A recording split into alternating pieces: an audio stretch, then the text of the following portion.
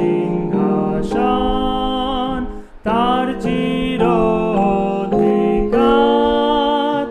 এ পৃথিবীর নৃপতিগণ প্রণমে চরণ তার।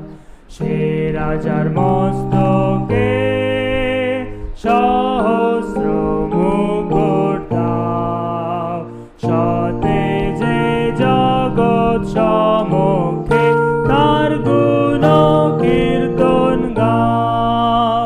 নাম তাহার শান্তিরাজ, অনন্ত শক্তিময়।